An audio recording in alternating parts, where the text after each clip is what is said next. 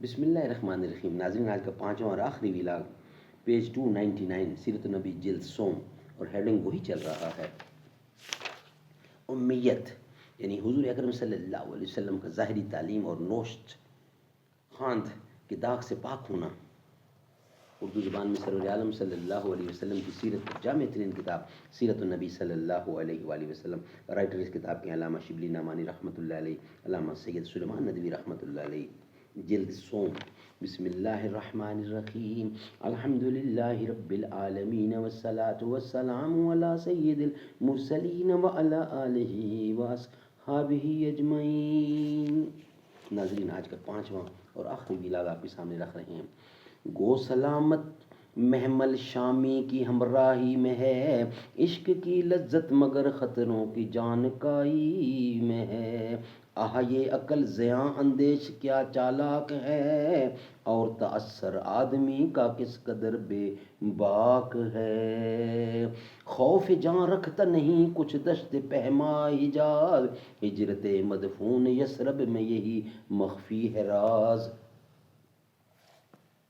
اگر یہ روایتیں صحیح ہیں تو حضرت صلی اللہ علیہ وسلم کا ایک اور معجزہ ہوگا کہ انسانی تعلیم کے بغیر اللہ تعالیٰ نے یہ فن بھی اپنی بارگاہ سے عنایت کیا. مگر واقعہ یہ ہے کہ یہ روایتیں تمام تر موزوں یا نہایت ضعیف ہیں، اس لیے آپ کی امیت کے متعلق جو متواتر روایتیں ہیں ان سے ان کی تنسیخ نہیں ہو سکتی. یہ ممکن ہے کہ امی سے امی آدمی کے ہاں جب شب و روز لکھنے پڑھنے کا کام لگا رہے تو وہ کسی قدر حرف شناس ہو جائے، خصوصاً اپنے نام اور دستخط کو پہچان لینا اور ان کو لکیر کھینچ کر لکھ دینا تو معمولی بات ہے. لیکن اصل یہ ہے کہ فعل مجازی و حقیقی فرامین اور مراسلات لکھاتے ہیں. محاورہ عام میں ان کو لکھنا ہی کہتے ہیں.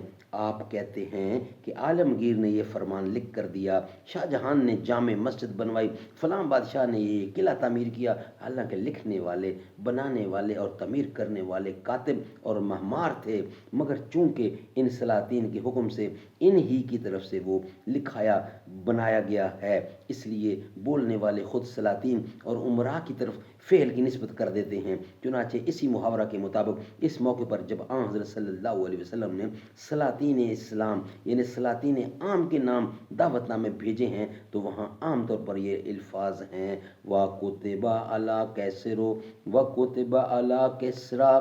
آپ نے یہ کیسر کو یہ خط لکھا، کسریٰ کو یہ خط لکھا. مگر سب کو معلوم ہے کہ آپ نے دست خاص سے یہ خطوط لکھوا کر نہیں بھیجے، مگر چونکہ آپ ہی نے لکھوائے تھے اس لیے ان کی نسبت آپ ہی کی طرف کی گئی ہے.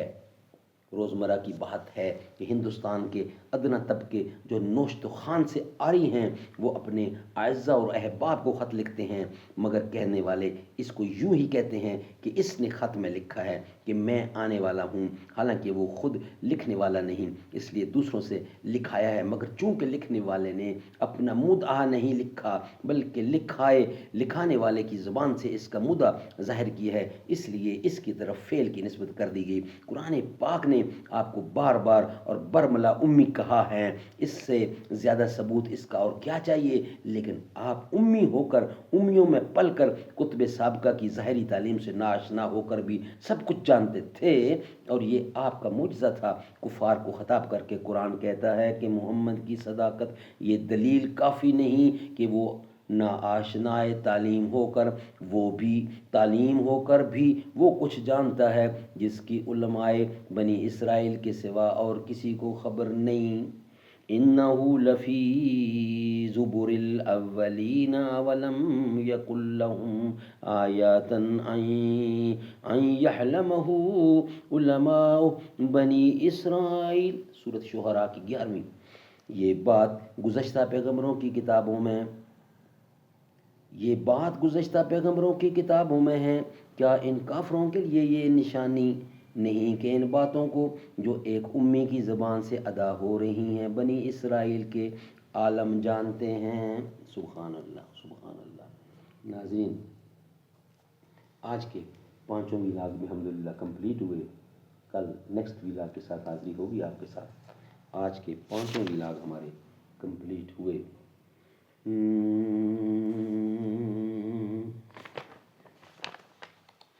جس کا نانا نبی ماں ہو زہرا بتول، وہ حسین و حسن ہے محمد کے پھول، دونوں جنتی جوانوں کے سردار ہیں، یہ بتایا ہمارے پیارے رسول، وہ نبی کی نبوت کے عینی گواہ، ان کی عظمت پہ حافظ تو سب کچھ لٹا۔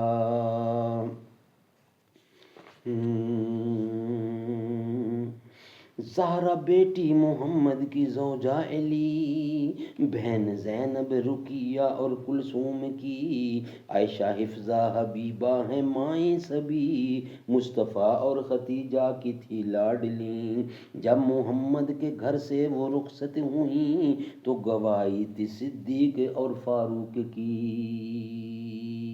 وہ عمر جس کو رب سے ہے مانگا نبی، پورے فرش پہ بولے فرش پہ عرش سے اترے وہی، رتبہ بلند و برتر صدیق عمر علی کا، رتبہ بلند و برتر صدیق عمر غنی کا، حسن و حسین زارا پیارے ولی علی